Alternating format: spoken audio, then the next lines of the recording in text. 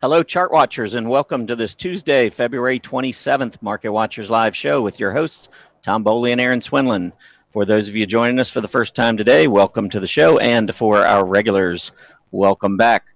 You can see another decent start early to the day today. Dow Industrials was back at a new recent high, but we have seen a little bit of reversal. We've got the Dow Jones down 77 points right now. The S&P is down almost 16. The NASDAQ reversing yesterday's gains, down 53, and the Russell 2000 doing the same thing, down 12. 10-year Treasury yield bouncing off that 20-day moving average of 5.5 basis points to 2.91% as it gets back up close to the recent high that we saw about a week ago. Volatility index actually closed just beneath that key 16 level that I'm watching, but it is bouncing today up almost 12% on the day, back above 17.5.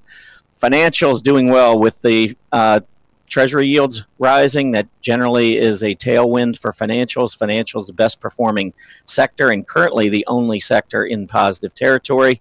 Within that space, investment services doing very well, actually moving all the way back up to challenge the highs from late January, early February near that 1300 level, but so far backing off from that. Home construction, a lot of news out today, economic news. Toll Brothers reported and tried to get through its 20-day moving average, failed, and it's currently at the low of the day. And there you can see Toll Brothers with its gap up on earnings, look good, had a nice beat on the bottom line, but we are seeing a bearish engulfing candle, and now the question is, can we hold above that rising 20-day moving average? Broadcasting and entertainment having a rough day. You can see dropping back below both of its key moving averages. The reason? Disney. One of the things Disney announced today is that they would be expanding their French theme park, putting in, I think, 2 billion euros to do so. And as a result, market not really liking that. Stock down almost 4%, worst performer on the Dow. And with that, I will bring in my co-host, Aaron. How are you doing this morning, Aaron? Well, I'm doing pretty good. It was a very chilly weekend. Very chilly weekend. And now we're continuing those very cold temperatures.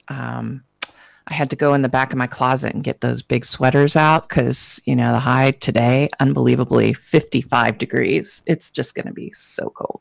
Yeah, well, it's going to be about 55 here. And that actually is cold to what we've had just recently. Remember, I broke my golf clubs out last week. Oh, that's right. That's right. Yeah, I think I ticked off Mother Nature because it was down under 30 this morning. So Nature said you need to put those clubs away for a while.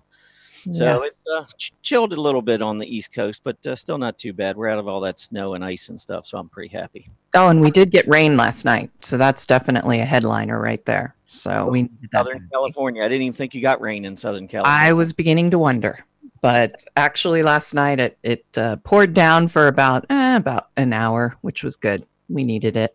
Well, we do have Bill Shelby in here with us today. He probably doesn't want to talk about weather in Seattle, do you, Bill? No, we had hailstorms and frozen hail yesterday, and I think we're maybe up to 35 or 40 today. Yeah, Aaron and I probably shouldn't laugh. Our show's about to be canceled, I think. Yeah. Or we're going to get moved up to the mothership. That would be. Well, I was intrigued by your comment, Tom, as whether you're the new Punxsutawney Phil. If Tom goes on a golf course and it snows, it's 8 more of winter. Oh, please don't put that kind of pressure on me. I'm trying to do the stock market. I don't think I can take the weather in golf, too. But we're going to be back with you in just a few minutes, Bill. Great. In the meantime, Aaron, why don't you go through our announcements? And Absolutely. And so today's week is continuing on its really great path. We have Mark Chaikin here tomorrow. He is the creator of the Chaikin Money Flow Indicator, among others. And Mr. Wyckoff, Bruce Frazier, will be here to answer our Wyckofian questions and probably show us a little bit more. Can't wait. And then on Friday, I'll be doing a workshop. I have not picked my theme yet, so feel free to pop a few ideas into the survey that you can see in the bottom right-hand corner. It says, how'd we do? Go ahead and put something in there, and that would be great. And for today's packed agenda, we are going to start off with Bill Shelby after our technical news, and he's going to go over some interesting things on our site. Then we're going to follow it up with a scooter report, let you know what's going on with scooter rankings currently. And then, of course, the 10 and 10 to 1. And our first one is going to be Lowe's Companies, LOW. I actually saw that talked about first here in the chat room for a little while, so that was kind of cool. What would you do? And we're going to be talking, I believe we're going to talk about energy space. So want to stick around for that. And with that, I'm going to pass it right on back to you, Tom, for our technical news items. Sounds good. It's been, once again, a very interesting day. We had a lot of stuff going on, but first, here's the 10-year Treasury yield chart that you can see. We did go down and touch that 20-day moving average for the first time in 2018 yesterday, and we bounced right off of it. We have seen that PPO roll over, though, so I think momentum here to the upside is slowing, and we're getting close to that 3% level, which is going to be a big, big level, not just from a short-term perspective and a psychological perspective, but also from a more intermediate-term perspective. That's where we topped out a few years ago when we had a rise in the yield. We got up to just above 3% and then pulled back and went back all the way into the 1.5 area to print that double bottom. So if we were to get back through that key 3.5 level, that would be, in my opinion, a potential change of trend, longer term trend, and moving back to the upside. And that wouldn't necessarily be a horrible thing. I mean, we were at historic lows just recently. So moving back up some wouldn't be a bad thing. It'll certainly be something that everyone will be focused on to see how much the stock market is willing to take in terms of rate hikes down the road. Some economic news out this morning. January durable goods came out minus 3.7%. The market was expecting minus 2.0%. Just keep in mind, this is a report that's extremely volatile from month to month. So we could see next month up, 3 or 4%. So I wouldn't read too much into it. Usually when you strip out the transportation, some of the big ticket items, aircraft orders, things like that, it's a little bit more meaningful report to consider. And the January durable goods ex transports came in minus 0.3%, but the market was expecting plus 0.3%, so we did come up a little bit short. December S&P Case-Shiller HPI rose 0.6%, exactly what the market was expecting, and the December FHFA House Price Index rose 0.3% versus 0.5% expected by the market. And then finally at 10 a.m., the February consumer confidence number came out, 130.8. The market was looking for 126.4. And what was interesting this morning is if we pull up the S&P 500 and then shorten it to a intraday chart, you'll see that right at about 10 o'clock this morning, we'd come back off off the highs. We had moved into negative territory. And then after we saw that 10 o'clock consumer confidence number came out, we actually bounced about 12 points on the S&P, went up to that high, printed that last little shooting star candle, and we have been selling off since. But so far, we are holding the lows from yesterday down at that 27.54 level. And if we pull up an hourly chart, I think you'll see that 27.54 is a pretty big number.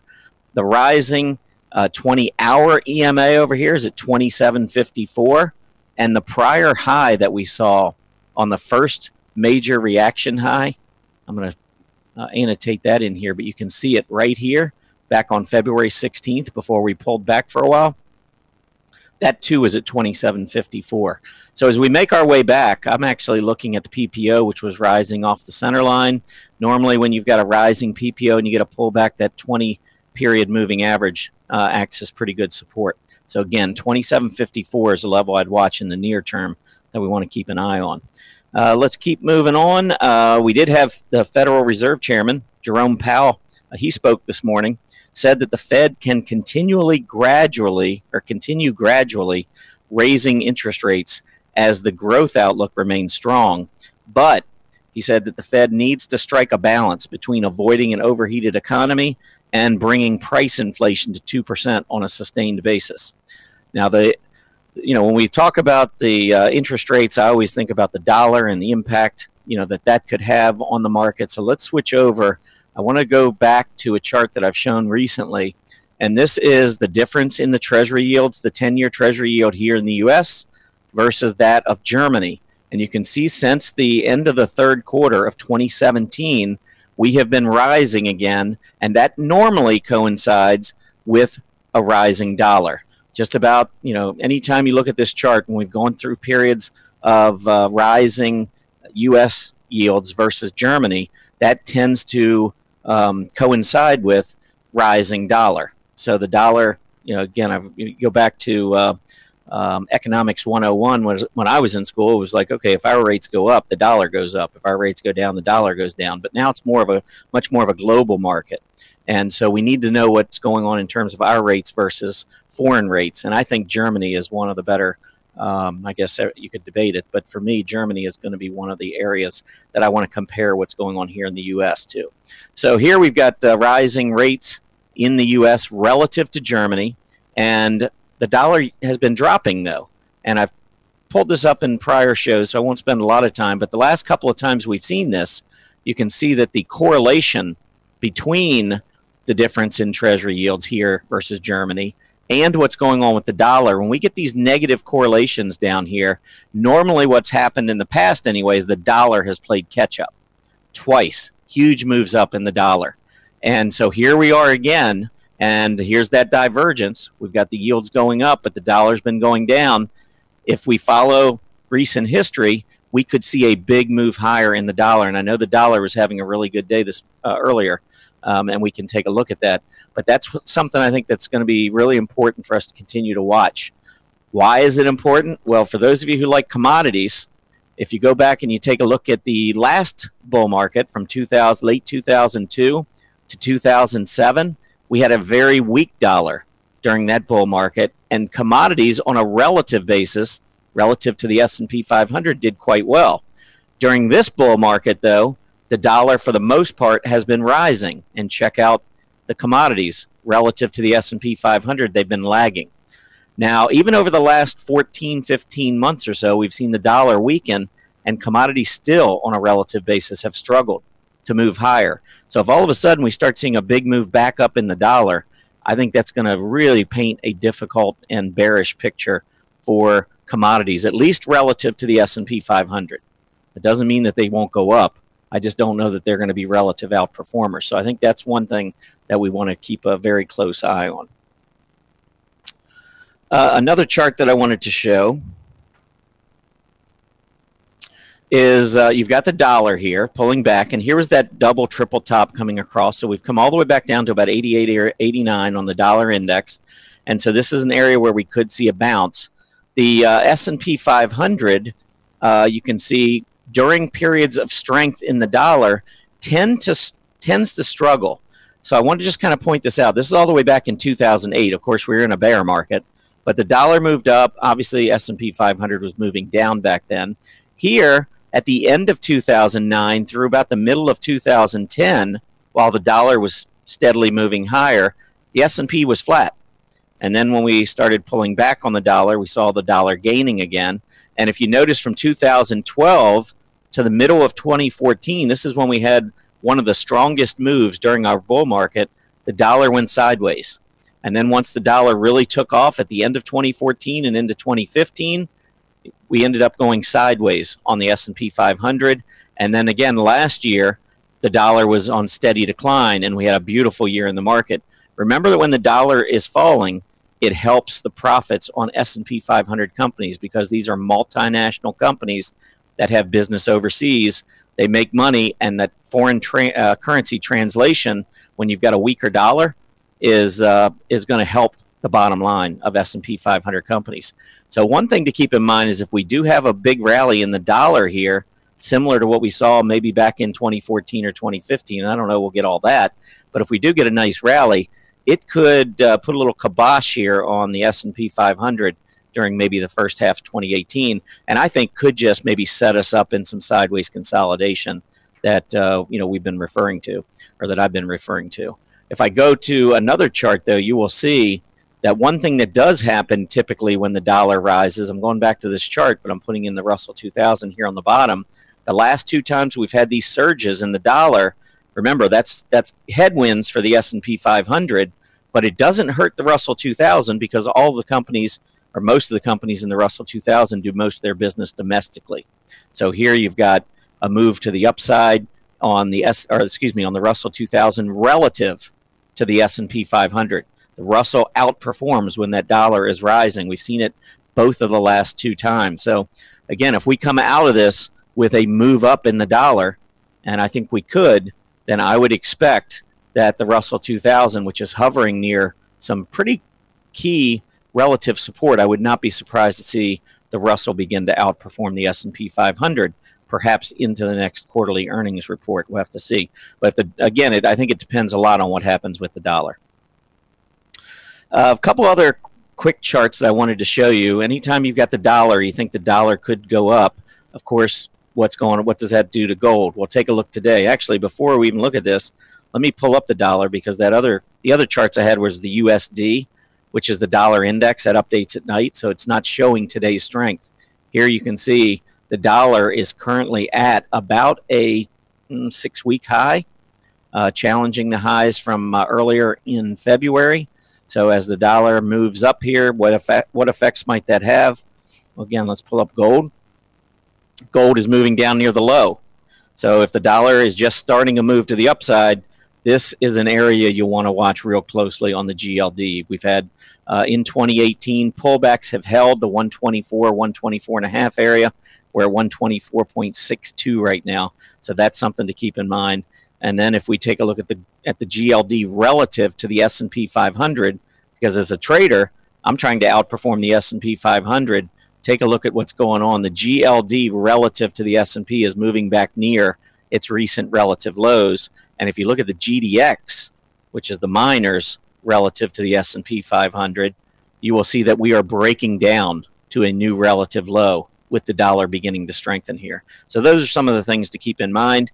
With that, I will turn over to Aaron for a couple upgrades and downgrades before we bring Bill in. All righty, let me share my screen. All right, so we just had a few today that I'm going to go over. Let's start with some of these downgrades. And here we go. All right, well, as you can see, big gap down on the downgrade more than likely. And we still haven't really hit support. You know, there's support right here at this low.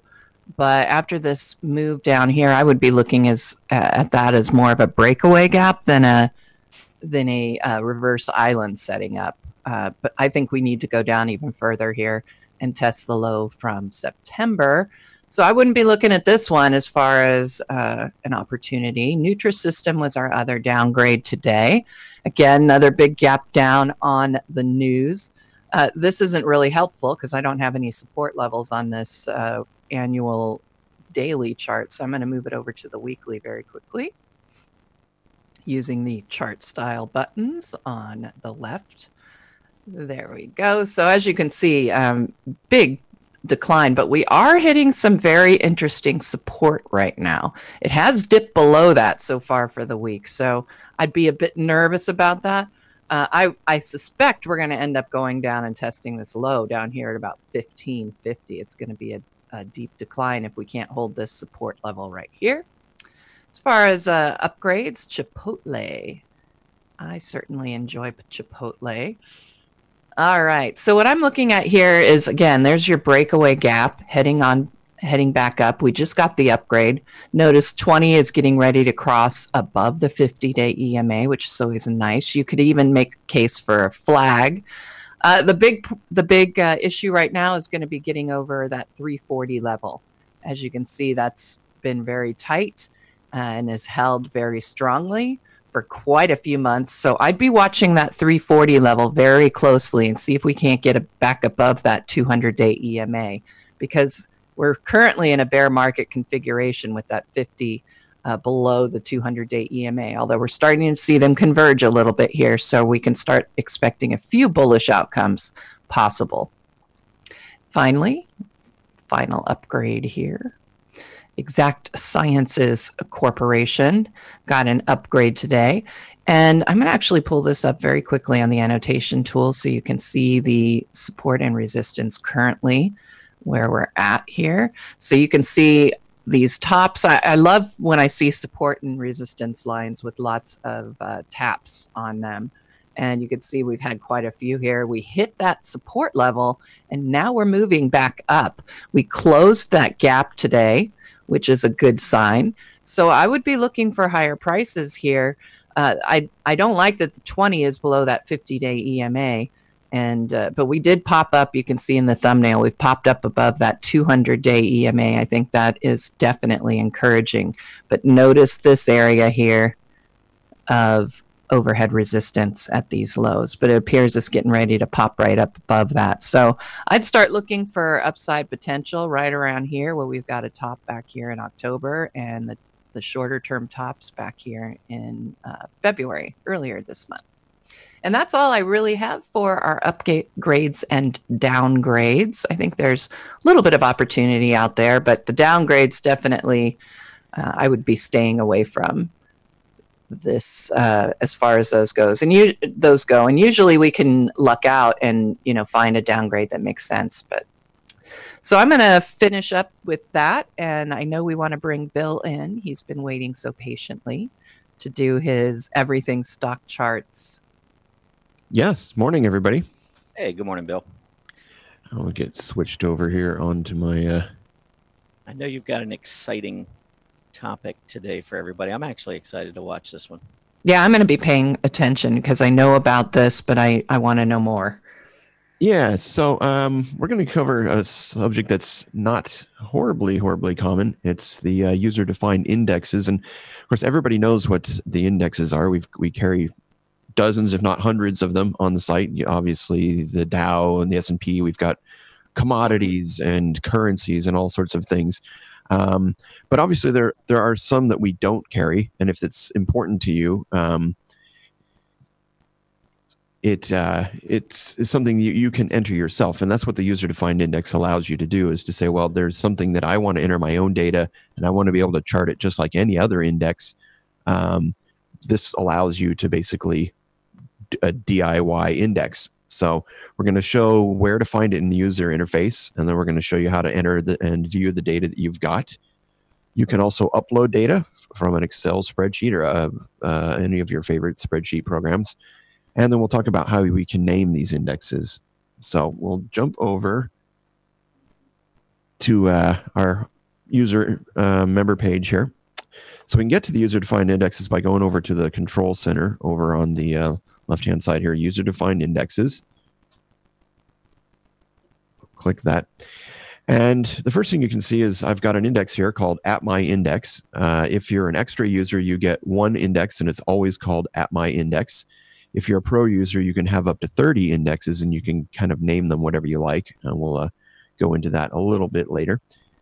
You can see here we've got a bunch of data. We show you the first 10 rows. We've got 713 rows total. We only show the first 10, the most recent, just because that's usually what people are interested in. But if you do want to go see everything, you can hit the view all data. Keep in mind that if you have hundreds or thousands of rows, this will maybe slow it down a little bit if it has to load all that data.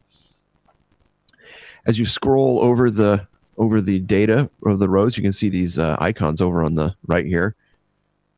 This first one here will allow you to edit the items, and the second one will allow you to delete the row. So if we want to edit, we can just click the edit button. You can see that all of these numbers here have changed to edit numbers or edit fields. We can change a number and save it, and then that gets updated. We can also go in and delete a date if we don't like it or want to re-enter a date. We can create a new row by typing in a new date and open, line, low, close volumes. We can save that. So there's well, we'll do that now, but that's that we can do.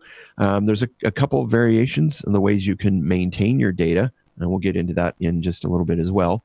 When you create your index, you can provide a long name and a short name. So edit info allows you to change that on the fly.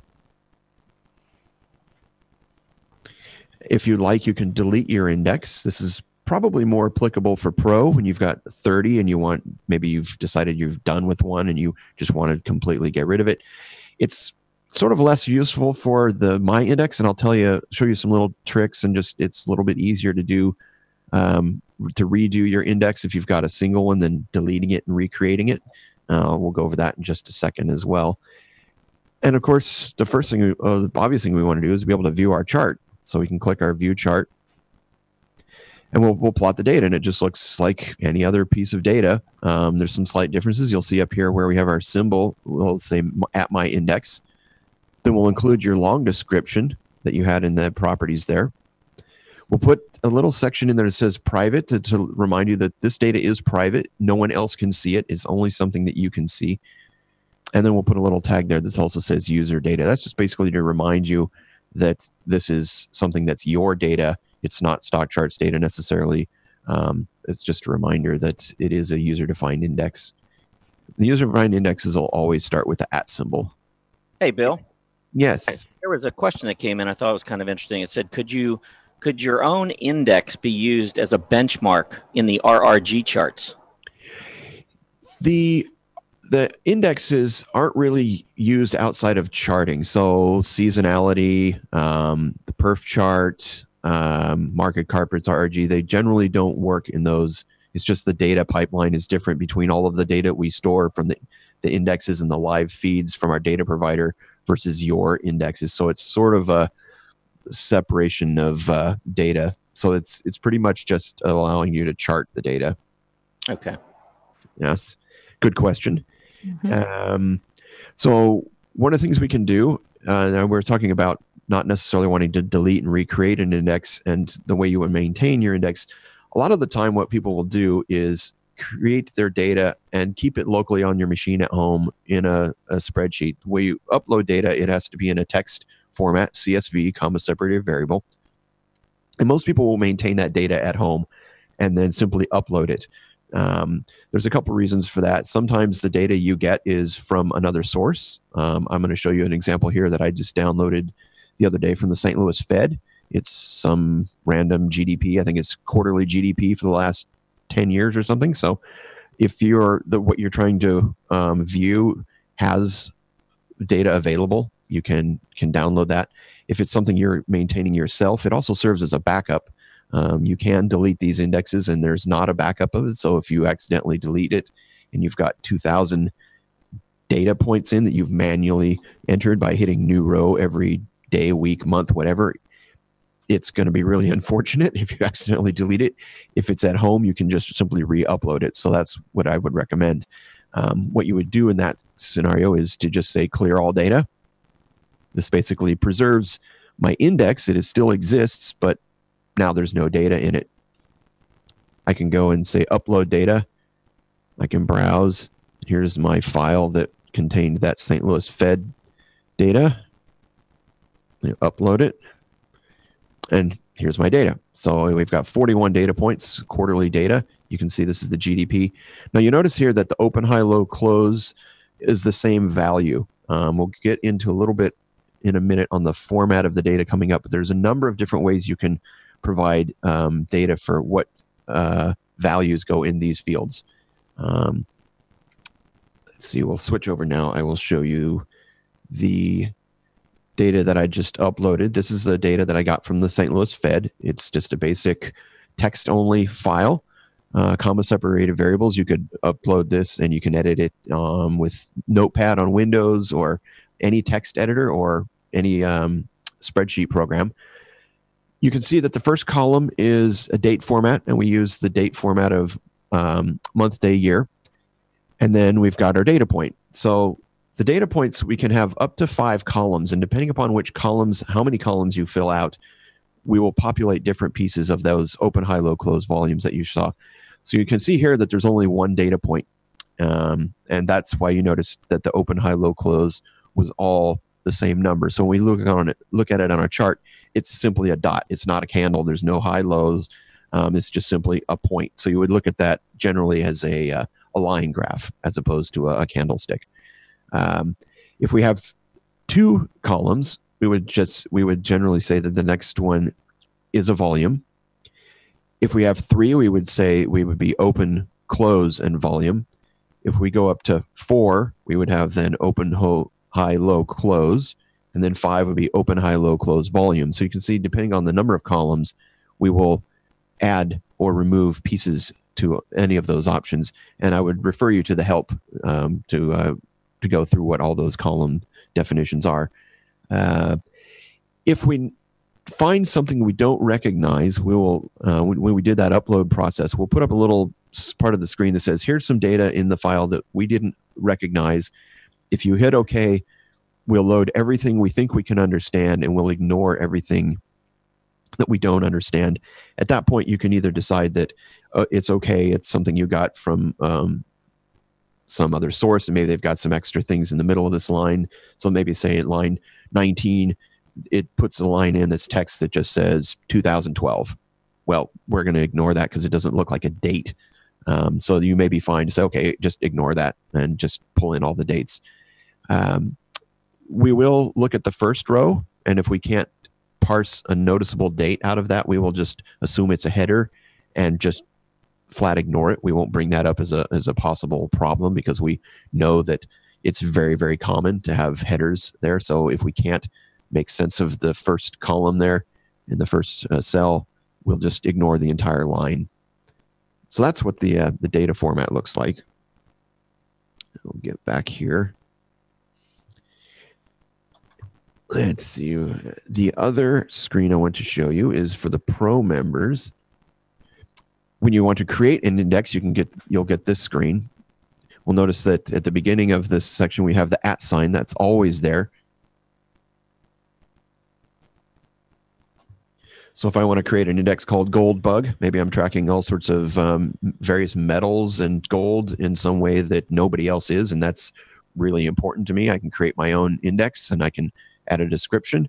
Again, this is private, so if Erin also has a similar thing and she creates an index called @GoldBug, we can both exist in parallel. There's no conflict. We will never see each other's data. These names, the namespace is unique to you and won't be ever seen by anybody else. We did have a question about whether you can put overlays on your chart. It will be created just like any other chart. So you can put moving averages, you can do MACDs, you can do whatever you can normally chart. Like I said, there will be some instances, like say if you had that Fed data, it's a single point. So obviously something like a candlestick, they would look like flat candlesticks. So you would have to sort of realize the best way to view your data in the chart. But yes, you can do moving averages. It's treated just like any other symbol on the site from the charting workbench standpoint. All right. And so what can you do with this? Other things that people have done. You can literally put anything in here you want. Obviously, most of it's financial. If you wanted to, you can put in the temperature in Boston every day. You want to track that? Great. You want to track your net worth or your grandkids, kids, nephews, educational for 529 balances. It's pretty much anything has a consistent number. You can put it in here and we'll track it. And so let's see here, our help. I'm going to just pop over to our help. So Tom could actually put his golf scores in there, right? We could document the Punxsutawney Tom syndrome on a chart. It's just a bunch of pars. Yeah, it's just flat data points. So here's our help screen. Again, I would refer people to this if you're really starting to get into the data. This will give you more. Go over again what I was talking about the number of columns, and if you have X number of columns, what we assume those values map to. Like we say here, we can show you can have pretty much any sort of data. You can get it from a third party, like I did with the Fed. You can edit it yourself. You can do whatever you like.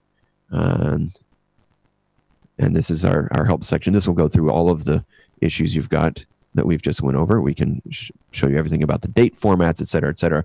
I'll just scroll this back up here so you can see it's in the Support Center. Data and ticker symbols, user-defined indexes. Of course, you can search StockCharts or Chart School and find the user-defined indexes. I believe that's about it. It's a very powerful feature if it's something that you find useful. There is a bit of onus to either continually update it or re-download it. So what would often happen if the St. Louis Fed, if you wanted to, you could either, when a new quarter comes out, you can go in and manually add the new row, or you can do like I just did and clear all data and re-upload it. That's sometimes faster if you've got a large amount of data. So that's basically an overview of user-defined indexes.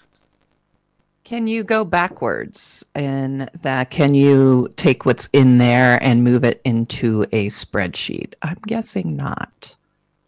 There is Exporting the data. Somebody had let's look. I'm curious because we have this past data area. Okay, yes, it's not going to the. I don't believe there is a way to do that. Okay. There is, of course, if you're a member, you can download the existing data.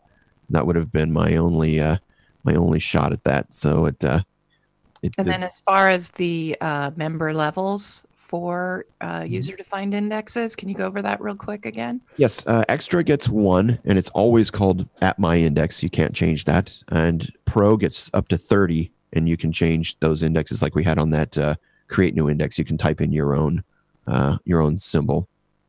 All right. So it isn't available for a basic subscription. No, yes, it's only available for Extra and Pro.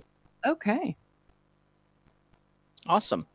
Yeah, it's always great to get some of the new features. I mean, I know this one's been here for a while, but this is new to a lot of folks. It's really new to me. I haven't used it before, so. Yeah, it's a little less common because there is a little bit of work, and a lot of people will say, well, I don't care about, creating my own index or monitoring some of these things. But if you want to, it's a very useful feature. I used it extensively. I don't know if about 2 years ago, we took Greg Morris's book, the book he did on market breadth, and I basically had to code up all 130 breadth indicators that were in his book. And I was working with 12,000 row spreadsheets going back to 1940, and basically had to go through each one of them and make sure that everything that I did exactly matched the charts in his book. And if it weren't for the user-defined index, I'd still be doing it. So it took 7 months as it was to get through all 130 of those, but it was invaluable and able to be able to quickly put 5,000 or 10,000 rows into a symbol, in the index, chart it, verify that the data is what it should be, and then move on. All right. One last question, Bill. There's a question that came up. Can I mix some of the tickers and create my own index? So I guess you're looking at maybe some individual stocks and want to create your own index using that. Would you have to do the calculations into a spreadsheet? Yes, you would have to do the calculations yourself. That's usually what somebody would probably do in a spreadsheet. You would be able to possibly have a number of sheets in Excel, maybe, and then do some formulaic adjustments to come up with your weighting to create it. It's an interesting question because that's one of the features we've kind of had on a wish list for a while, is the idea of allowing you on the site to create your own index. Basically say, okay, enter your 45 symbols and we'll create the number for it and do that for you. It's been out there for a while. It's something that's not a lot of people would probably use, so it's not in our top 10 things to spend time on, but it's definitely something that's come up a few different times. Okay, awesome. Well, it gives everybody something to think about. I would just say that, search StockCharts there with user-defined indexes if you're interested in, following along to set up your own index. And I think from what you showed me here, it's looks, fairly easy to do and to upload. Yeah. Yeah, awesome. Excellent. We did have one request, and I have to say I'm right on board with it, is when are we moving the annotate button to the top of the chart? Oh, okay. Well, I'll put that on my list. Add that to the bottom of the list that is already got 100 things. It's like, how did you know I wrote the annotations as well? Who told you that? Yeah, I don't know. That, yeah, but I have to say I do spend a lot of time scrolling down to get to that button, but that's just a small thing. Duly noted. Awesome having you on here, Bill. Appreciate it. Thanks again, guys. Yep.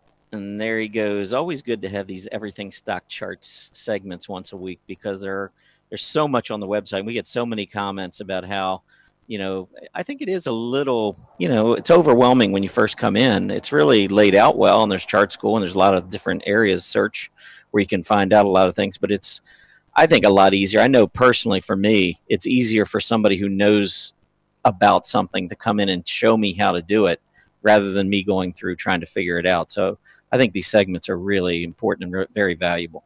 Yeah, I learn something almost every week with them, I have to say. Yep, no doubt. All right, well, it is now time for Scooter Report. Would you like to go first and show everybody what you've come up with? All right, sure, why not? I did something a little different this time because I know we look at various things. So let me get over here too. All right, so what I did, and I'm going to go back so you can see how I got to here. But what I did is I went and did the Scooter reports, and I selected the mid-cap stocks. But before I went in and did that, I went ahead and I wanted to look at the RRG of the various sectors, because I figured what I might want to do is find some really big scooter movers or high-ranking, stocks within a particular sector. So what I did is I pulled up the RRG, and you can just go to free charts, I believe, if you want to do that. And you can go down here, right here, and you can select whatever you'd like to do. So I have all of the sectors in here. And what I noticed was that, we've got XLE moving in the northeast direction. I thought that was interesting. But what really interested me was actually the industrial sector, because we are moving in that northwest, and we're in now into that leading category, and it has been traveling that way for quite some time. So I wanted to concentrate on the industrial sector. So what I did is I just went into our member homepage, and I went down here and found the Scooter reports right in here. All right. And then I selected the mid-cap stocks just for fun, because that's what I wanted to do. So I started by doing it by change in Scooter, because I want to look at the big changer, the ones that have had big changes. But I want to look at the ones in the industrials. So I just organized it also by sector. And I'm going to go down. I happen to know that it's on like page 7. So I'm going to just keep moving here. There we go. You can see we're getting industrials right there. So I decided to check it out, and you can see the changes in the Scooter is moving up higher and higher and higher. Okay, so the big mover right now is Oshkosh, and then we have Terex Corp. And they're both in commercial vehicles, which I did find interesting. But the main, and then there's another one down here, so that you might want to actually look at this, might want to concentrate in that particular industry. But I'm just going to take really quick, take a peek at these top 2 charts, and then I'm going to give you an opportunity, Tom. So here we go. So I found one that's getting a big Scooter move to the upside, and you can see it right here. It's still in that healthy area, I would say. It's anywhere above 50. As long as you're not sitting in that 10 or lower range, that's the area I don't want to be in. Make this a little bigger for everyone. All right. So I was looking at this chart just to see if there's some opportunity, and I'm looking at the bounces off the 200-day EMA right now. And then notice the PMO, it's decelerating. Looks like it wants to turn up, and it is in oversold territory. And you can see the last buy signal we got back there on the PMO did give us a pretty nice warning about, or tension flag, I should say, not a warning, that we were going to see some upside movement. Of course, it was very slow here, but the idea is that from here to where we had the PMO top off in somewhat overbought territory, we still got a pretty decent move out of it. But so I wanted to take a peek at that. I think I'd be a little concerned about this rounded top, but we're already in a declining trend. So I think what's more important here is that support at the 200-day EMA. So I'm going to go back to that summary. And let's take a look at the second one. Interestingly, very similar setup, but look, I'm going to definitely annotate that support and resistance level right there. So you can see we bounced off of that support level, which is very nice. And we're now starting to head back up. You can see this nice sort of a V bottom. If you want to make, you could annotate I think you could make a case for a ascending triangle. That's a bullish formation. So you'd look for that breakout above the 44 level. So I think that's kind of an interesting way to go in, Tom. And I know you generally start sort of where I did in the sectors and then moving to industry. So I thought I'd show a similar situation, only I think it's really interesting that these top movers have PMOs that are oversold and moving higher. I think that says something for the industrials right now. And with that, I'm going to pass it back to you. Yeah, I thought the way you went about it there was really good. I like, starting with the sectors, finding something I'm interested in, and then going into the scooter reports to try to uncover an individual stock or some stocks that you might be interested in. One, and actually this just came off of your list. I thought, well, I pulled up some of those because it was interesting that you had so many of the commercial vehicles and so forth that were in that that are moving.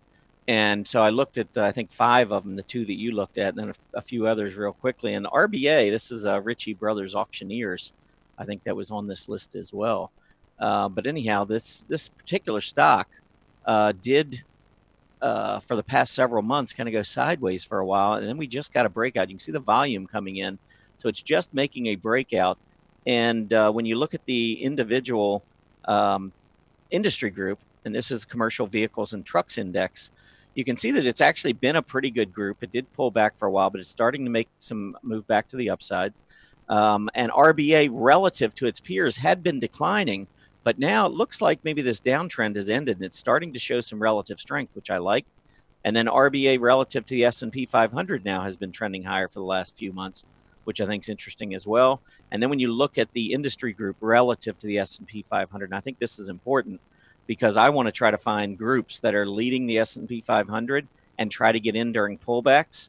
And you can see that, when we've had these pullbacks during the uptrend, we then go through these surges of relative strength. And it looks like this group might just be starting one back to the upside. So here you got a stock that's making a breakout, starting to lead the group, doing pretty well over the last few months. And I think, on this pullback, now it's a shooting star candle. So if it finishes like this, I think we could see a little bit of short-term weakness.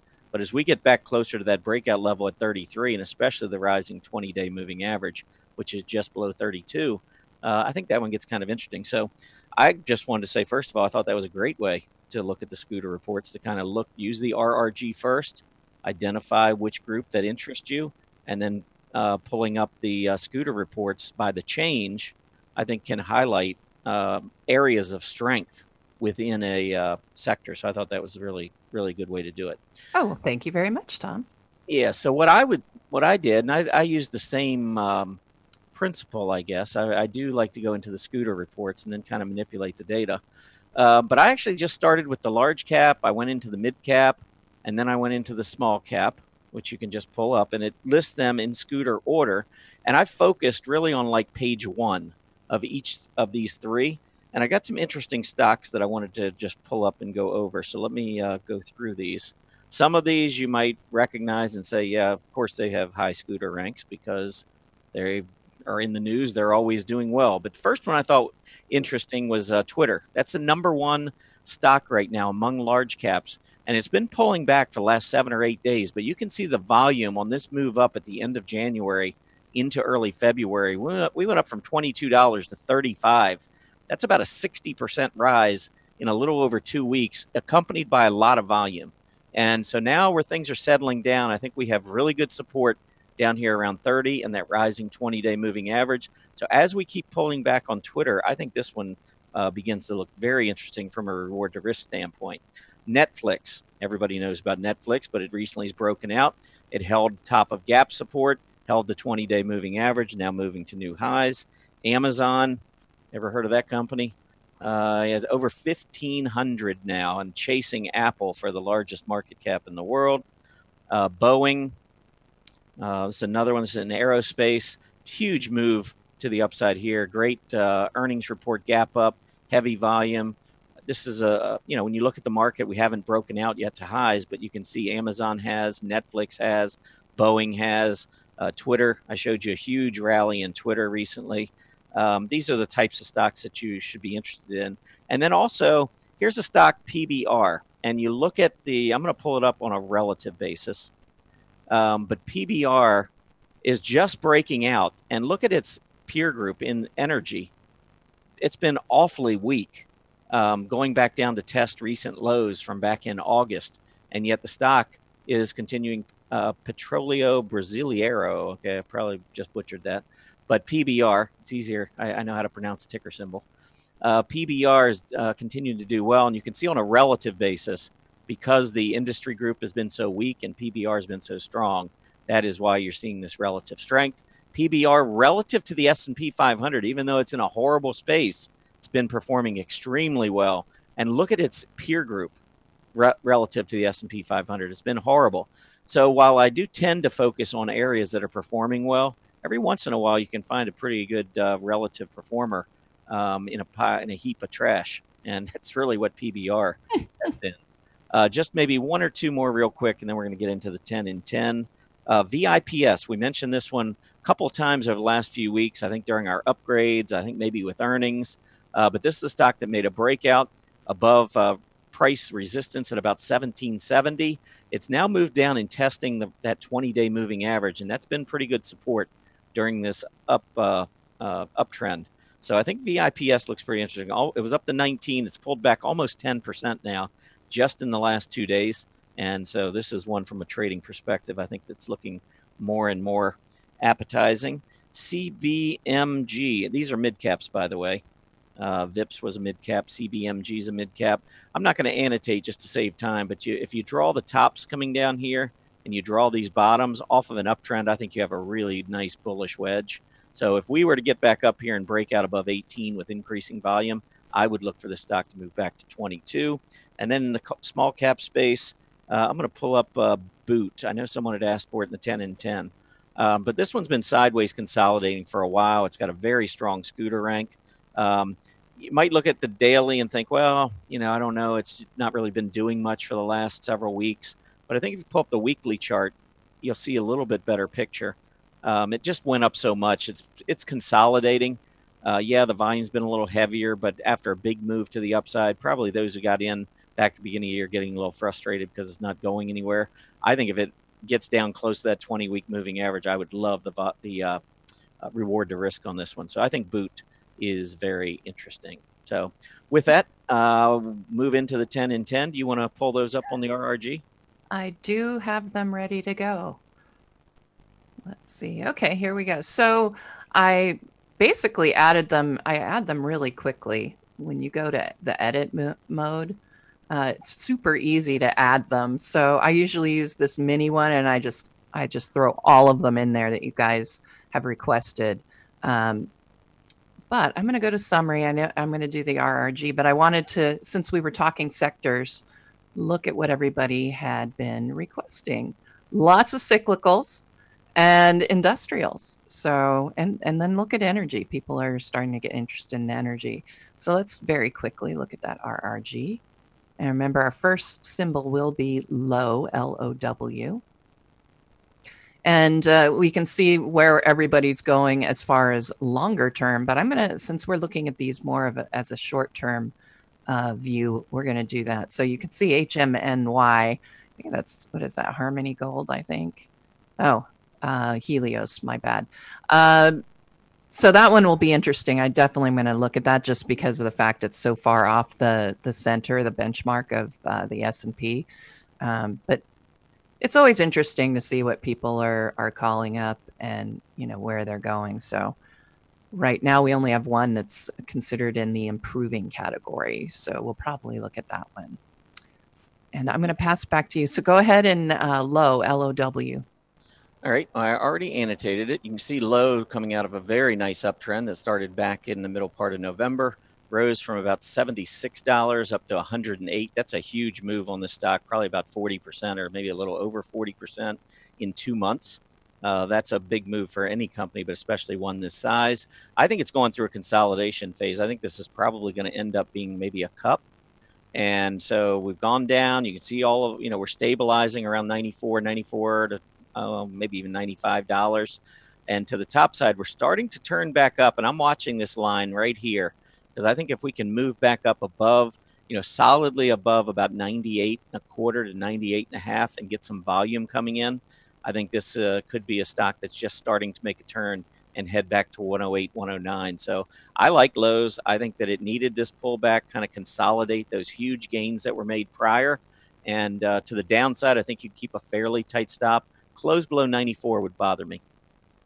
All right.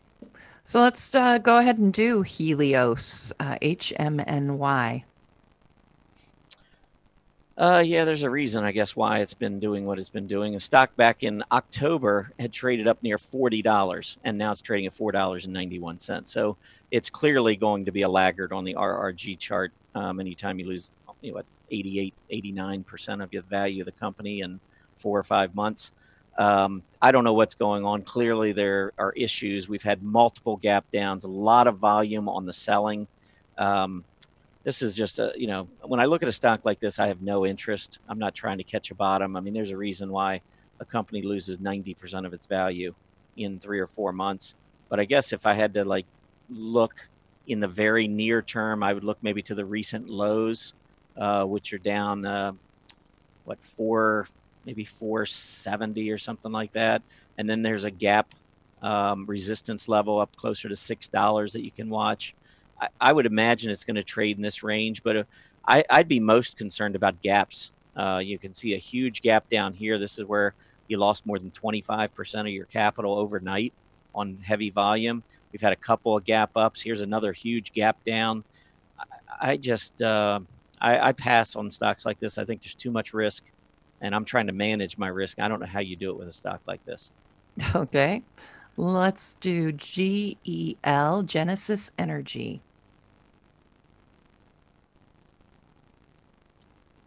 Right, GEL. Well, it went down and maybe had some kind of a false breakdown, it appears. $20 was pretty good support. We went down just beneath that level, as you can see. Volume was just average, though. Next day, it looks like volume picked up a little bit before we came moving back up. But we are in a downtrend. We've got a death cross 20 below the 50.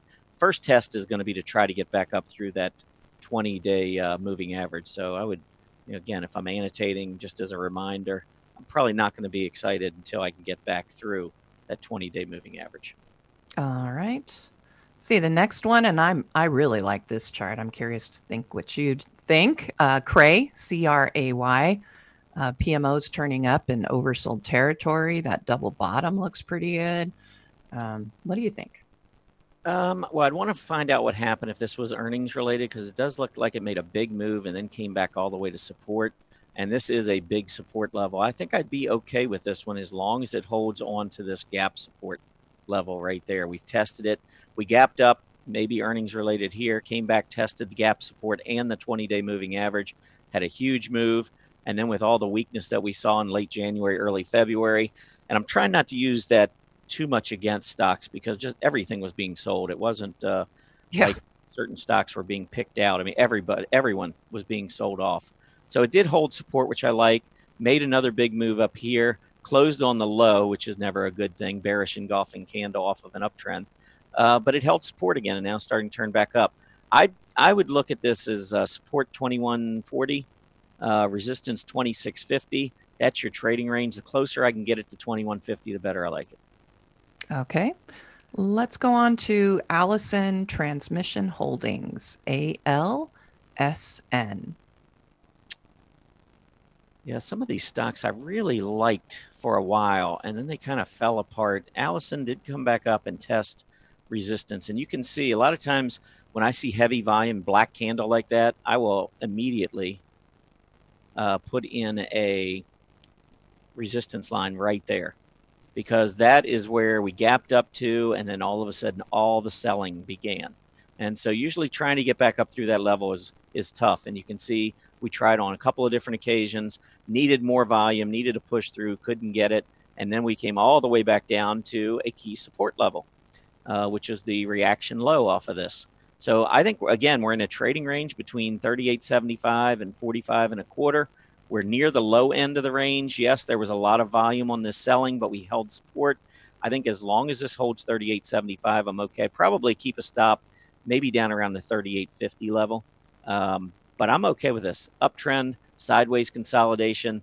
I think the most likely direction is going to be higher from here. All right. Let's go to MSC Industrials, MSM. All right, MSM. Well, it's another one that made its way all the way back down to support, trying to turn back up. It is being, a little slow to turn up since the market has been rallying pretty nicely. But you can see off the move to the upside, the pullback, $88, pretty good support area. We were right around here. All of these candles, actually, there was one candle that actually was filled, meaning that it closed the lower end of this and just below support. But all these other ones opened below and then rallied back up above. We're trying to get through this 20-day moving average. I think that would be a very bullish development. So let's see if we can close above the 20. If we do, I would actually start to really like this one. And I'm assuming it might be turning back up on the PMO for you, Aaron, because I can see the PPO Absolutely is making a turn up as well. Indeed. All right, let's see. Next one is Nike, NKE.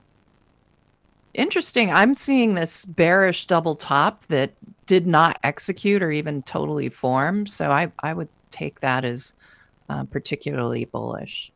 And the PMO just gave me a buy signal. Yeah, I like Nike. I think in the short term, I'd be a little careful for a couple of reasons.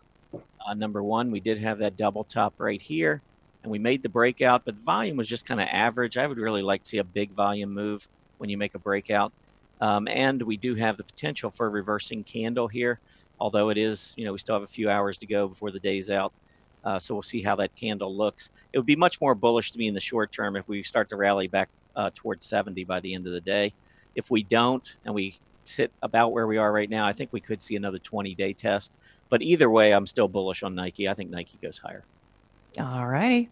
How about General Mills, GIS? This one's been really struggling. I don't like it still. Without even looking at it, and I haven't looked at it in a while, I just know it's in consumer staples. And so for the most part, I'm avoiding that area. I mean, consumer discretionary is trouncing consumer staples. And yeah, I mean, this is kind of what I would expected, that it's in a downtrend, not performing well on a relative basis. If there's one positive is that it's getting close to support. But when the market's been rallying like it is, I'm not really looking for stocks to hit support. I'm looking for stocks to show relative strength. And here we are moving lower. My guess is we probably got a little bit more to go to get down close to about 49.50, 49.60. And then based on the support level, you could certainly take a chance. You can keep your stop fairly tight. If this closed below $49, I'd be out. Okay. The professional bull riding, no, I'm sorry, PBR, it is Petróleo Brazil. Yeah, I tried it earlier. This is one I was looking at with the scooter. So don't hurt yourself. Yeah, I just had to think of the bull riding. Yeah, as soon as I start to try to pronounce them, I just go back to the ticker. But here, I mean, it's a great chart, and as I was mentioning, it's not in a great space, so it is clearly one of the best stocks in that space, and it is outperforming the S&P 500, so it's something I would consider. I think this was a trading range that it was in. We had a nice gap up here on big volume. We went back down, printed a nice hammer, came all the way back up to resistance, and then yesterday, volume was pretty decent on this move on the breakout. So I think you've got gap support at 14 and your rising 20-day, which is just beneath 13 and a quarter. I think the combination of those two will hold the stock on pullbacks. And just think what the stock might do if it ever gets some strength from its industry group. Right. Okay. How about an ETF, the Emerging Markets ETF, IEMG? The PMO's a little bit indecisive, but really wants to have an oversold buy signal. And I'm seeing a flag. Yeah, I think that, well, first of all, I'm bullish. I still, I do think that the market could pull back at any time. We've had a pretty big run. But for the most part, I'm going to look at these stocks fairly bullishly. And the most recent pullback, I mean, if I'm using this as a recovery, not just a bounce, but a recovery where we're going to eventually go to highs, I think this reaction low down here needs to hold. So I would really, and the 50-day coincides with it. So I'm going to say right at about 58.50 would be my stop. Stock where the ETF is trading at 59.21. So I can keep a really tight stop here. So I think from a reward to risk, I'm bullish on IEMG. I'd like to see it hold this 20-day moving average and start to move back higher. Ultimately, my goal would be back up to that January high around 63. All righty. That concludes our 10 and 10, and we should be seeing the symbols very shortly. I will be getting all of those up in the Market Watchers Live chart list, which you can find at the top of the Market Watchers Live blog. I should have those updated actually right after the show. So you'll see those with the annotations there. And with that, let me go ahead and I'm going to move us into the market update, but also talk to you a little bit about what I talk to you every day about. So we're going to start with, don't forget, StockCharts ChartCon 2018 is coming up. You can register. It's an online conference, so you don't have to travel. But if you'd like to travel, we do offer VIP setup here. You can come and be there in person, front row seat. I happen to know one of our VIPs from last time is in the live chat room if you want to ask him about it. It was great fun. And then this year we actually are going to go on a Alaskan cruise at the end, and you're welcome to join us for that as well. So that's just the quickie, but go check out stockcharts.com ChartCon and you'll get all the information that you want there. I think it's the best conference ever, to be honest. And I'm not just saying that because we're there. I've been to a lot of these conferences all over the place, international traders expos, the money shows, all of that. And most of it is just a bunch of sales, to be honest. I mean, just being quite honest, you're just going from one booth to the other and somebody's trying to sell you a software package or something. And the beauty of this is that everybody who's there is trying to teach and educate. And, I think these chart cons are, I can't even begin to put a value on how much, they can mean to your trading, and how, this one in particular, because it is going to be based on risk management. You're getting a lot of folks who have been doing this for a long time talking about how to manage risk. And so I think there are going to be a lot of great takeaways from it. So I can't wait. Oh, I know. I just, I enjoy it. Every year I've been going since, I think 2010 was my first one. And yeah, you guys love this show because it isn't typical, right? It's not your regular talking heads kind of a show. It's all technical based. That's what this conference is going to be about. It's different, and highly recommend you check it out. The guest list is ridiculously good. All right, so here we go. Let's do a market update and let you know what's been going on while we've been chatting away here. And as you can see, we're having mostly a choppy trading day here when you look at the Dow, still in the negative, but almost to that unchanged territory. The S&P started a slide, but it does look like lunchtime recovery on its way. We have the NASDAQ very similarly, but it's only made up about half of the losses on the day so far. So we'll have to see if that rally can continue. We see Russell 2000 also, small caps taking it on the chin, moved pretty far low. We were looking at a big move lower on the Russell 2000 down to 1545, but we're starting to see a little bit of recovery here. We're about 1550. Wilshire 5000, we're seeing the same action as most of the other indexes, and we've got Treasury yields up. They continue to rise since we've started the show.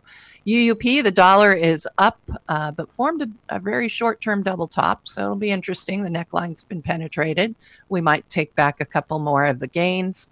We can see commodities are lower, very similar look to USO, for good reason. And at this point, we're seeing USO trying to make a recovery, but we saw it earlier in the morning and it was unable to. So I suspect we're not going to get too far, much higher, and likely not into positive territory today.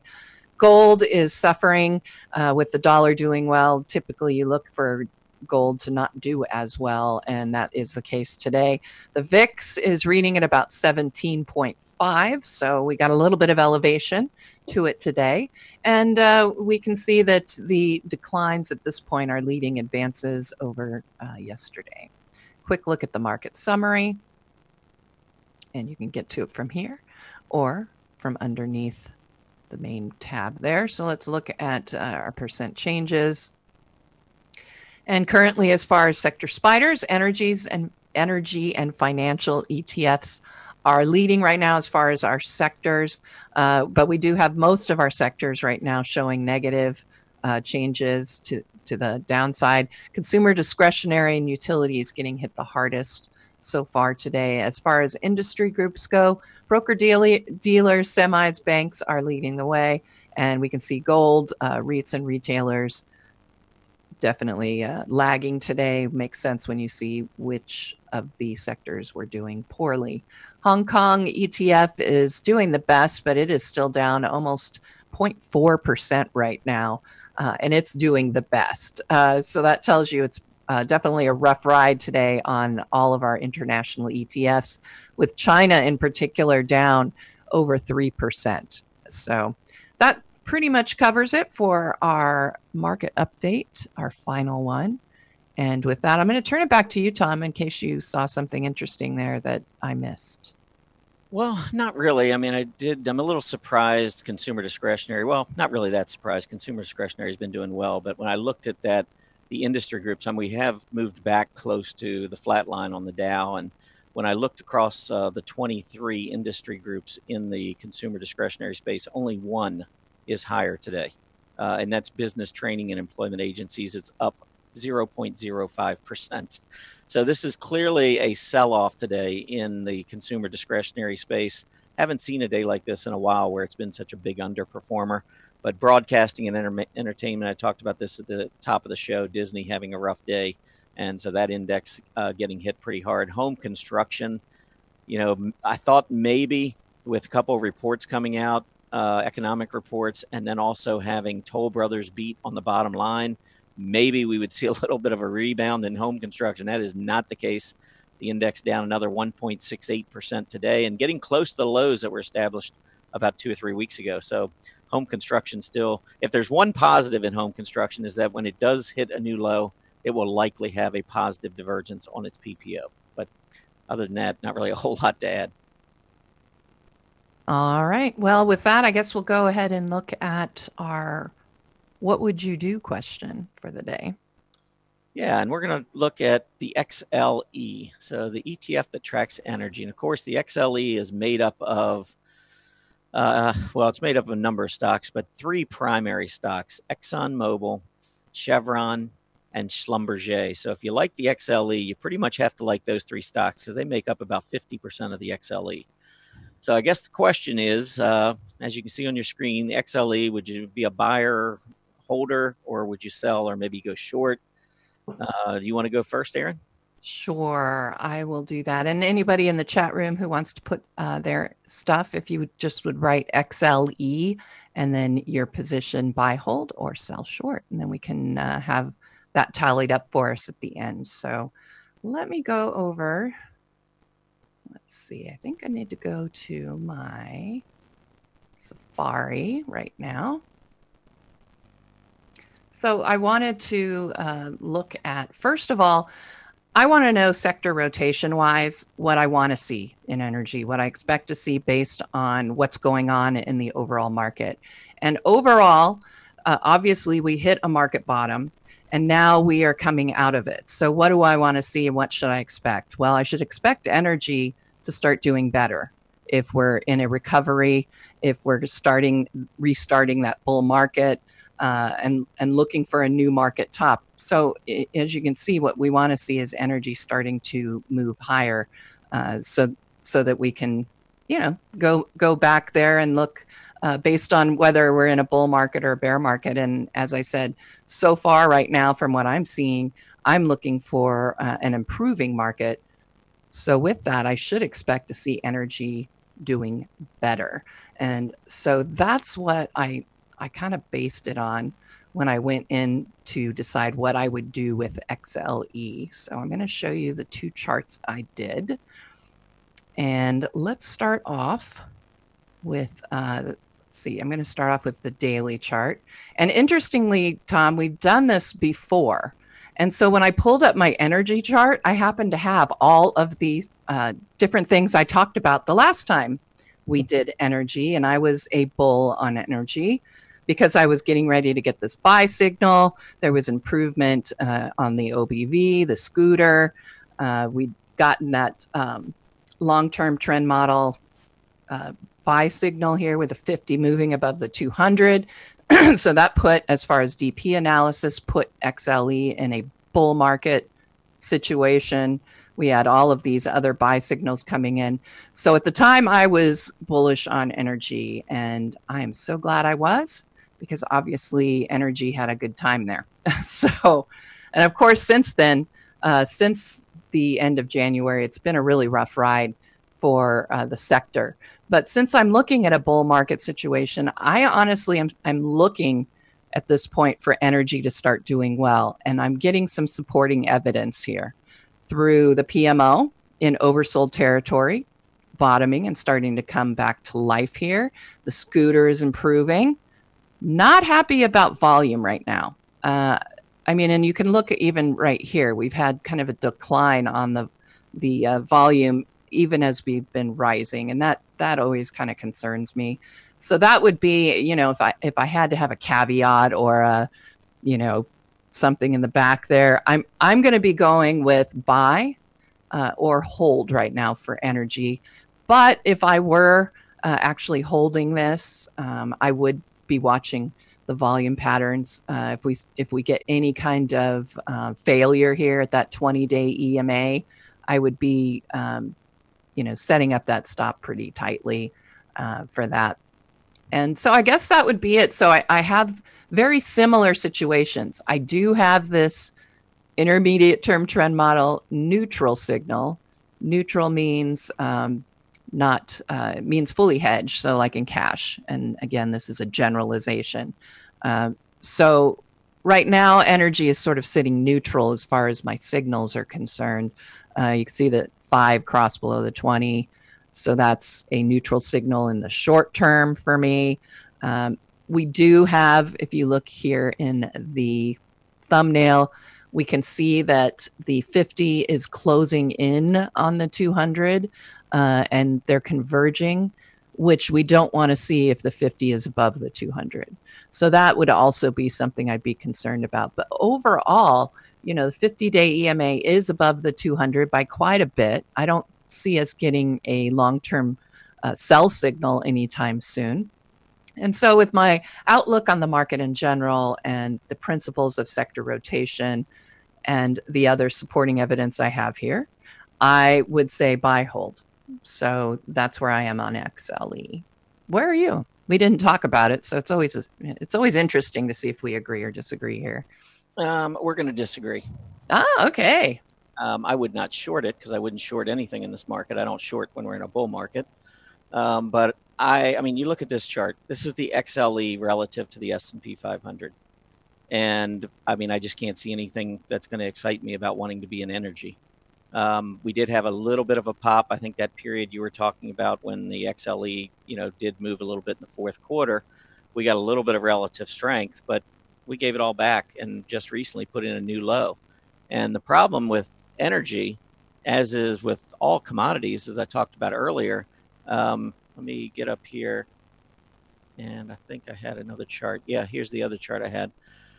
So here's that XLE versus the S&P 500. Down the bottom chart's the dollar.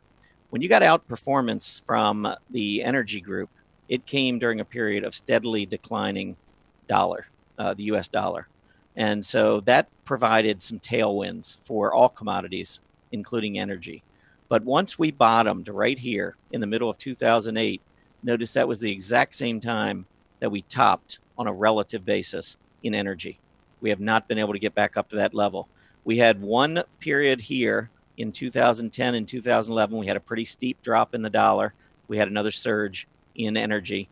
But other than that, I mean, we just continually go down. We had a little bit of a period here where the dollar stabilized. It moved lower and stabilized. We got a little bit of relative strength in 2016 in energy, but we just keep moving lower.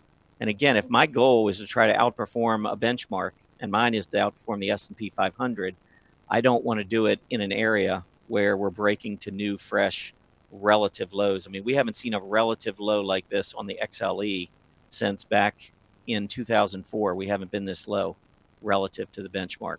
So that's the overriding problem that I have with energy, is just that if the group is downtrending relative to the S&P 500 almost nonstop with just these very brief little bounces, how am I going to beat the S&P 500 by trading the XLE? So that's why I would not be in the XLE. I wouldn't short it again. And it doesn't mean that the XLE is going down during all these periods. We did for a while go down. But even when we've rallied in the XLE, it hasn't been as much as we've seen in other areas of the market. I mean, I could get rid of this and just look recently at, for instance, the XLE versus the XLY during this last rally. We've seen the XLE way underperforming the consumer discretionary space. So I would be looking at other areas. It's not so much that I'm bearish energy. I just think that there are other areas that are so much better. So if I look at the actual absolute chart of energy, first I'm looking at a daily basis. We've had a huge amount of selling.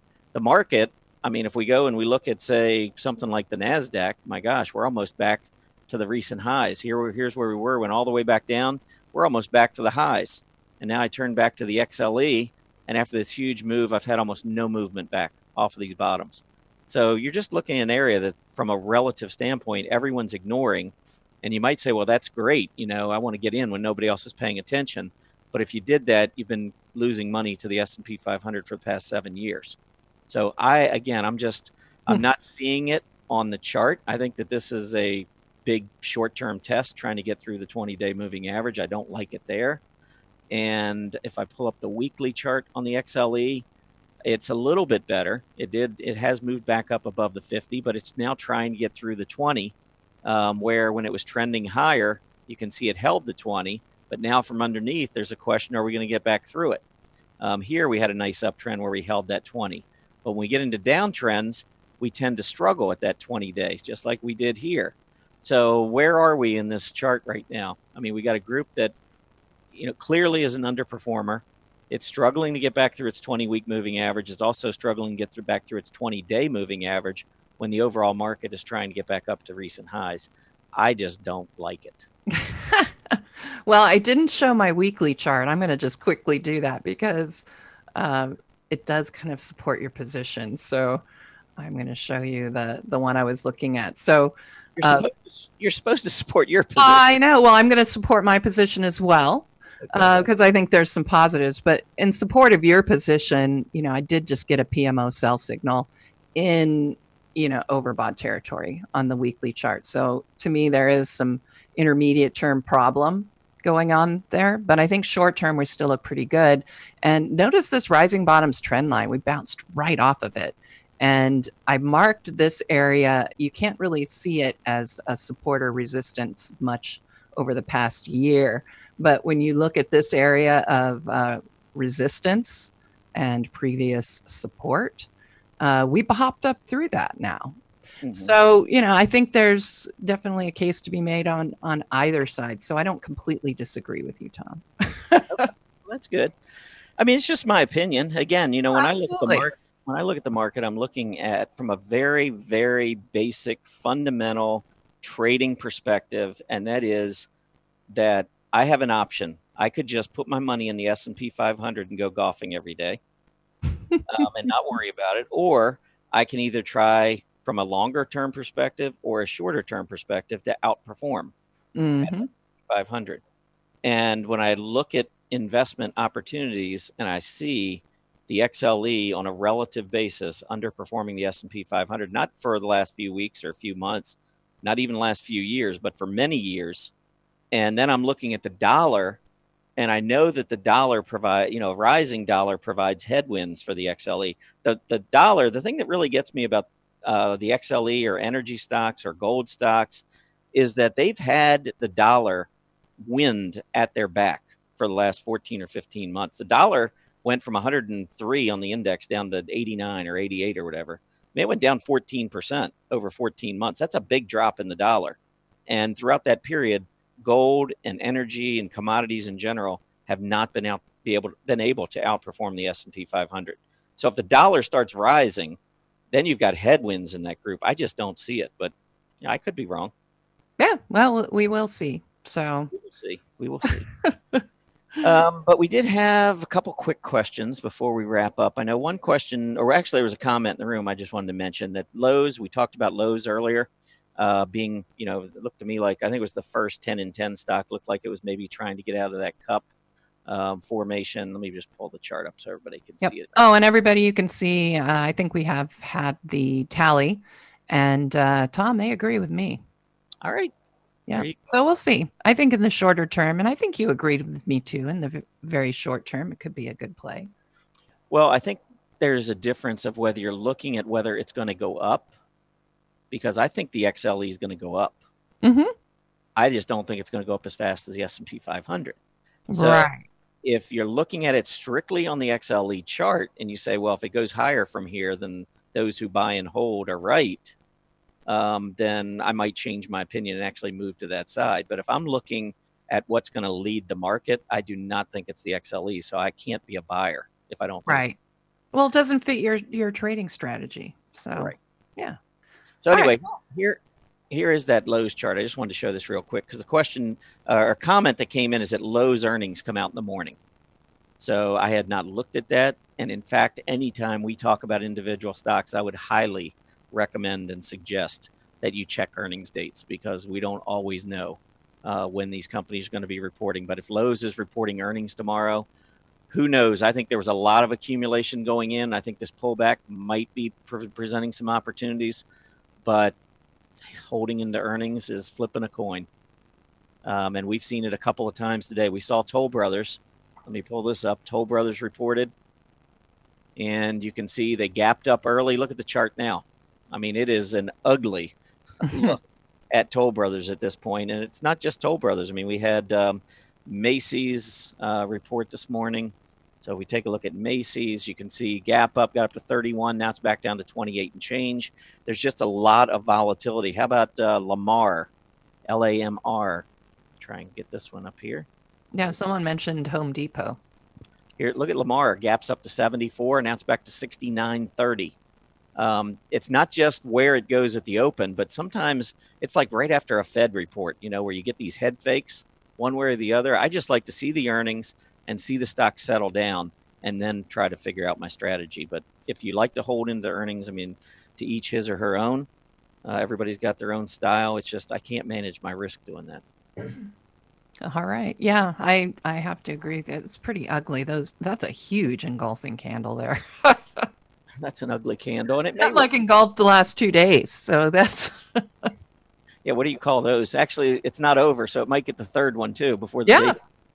Well, you know, you can actually, if you read about the candlesticks, and Arthur says you can combine them, like blend them. Oh yeah. So yeah, so you could certainly. Yeah, if we go down to that other, engulf that other candle, wow. Yeah, it's not pretty, no matter how you slice it. But anyway, we got getting close to the end of the day. I mean, what do you think with the action day? I mean, we looked like we're going to pull back, and then we got a little bit of a rally. Yeah, I mean, I think we have to shake things out a little bit. You know, we broke out of that consolidation zone yesterday, which actually I wrote articles on it, executed a bunch of bull flags with that. So, you know, not surprised to see a little bit of a slowdown here after that nice pop we got yesterday.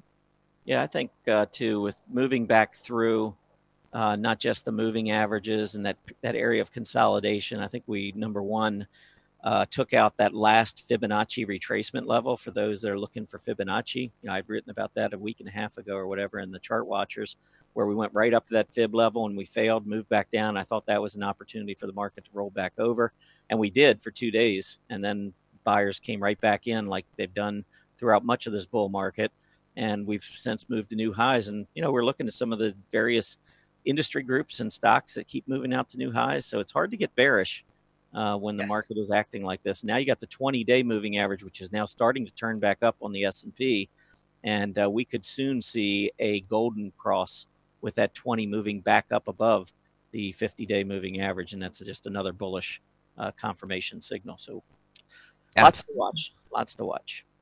Yep, and the rest of the week is still, we've got a lot of excitement left. Mark Chaikin is going to be here tomorrow, and Bruce Fraser, Mr. Wyckoff, will be here on Thursday, followed by my workshop. I'm tossing around a few ideas, but if you had a few of your own, you can just take that how'd we do survey and throw in your thoughts on that, and I'll figure something out that everybody wants.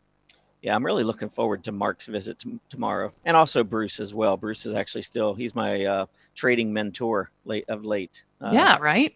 Some of those white coffee and strategies, but Mark I've never spoken to before, so this will be exciting for me. And I want to see how he combines, some of his money flow techniques with using relative strength and other things, and throw some questions at him. We'll see. Should be a great show. Absolutely. But again, I do want to thank everybody for stopping by and being with us today. Please remember to complete the survey as you exit. As Erin mentioned, she'd love to get some topic ideas for her workshop on Friday, so pass those along if you'd like. As a quick reminder, Market Watchers Live airs 5 days a week, Mondays through Fridays from noon to 1:30 p.m. Eastern Standard Time. Have a great afternoon, everybody. We'll see you back here on Wednesday. Happy trading.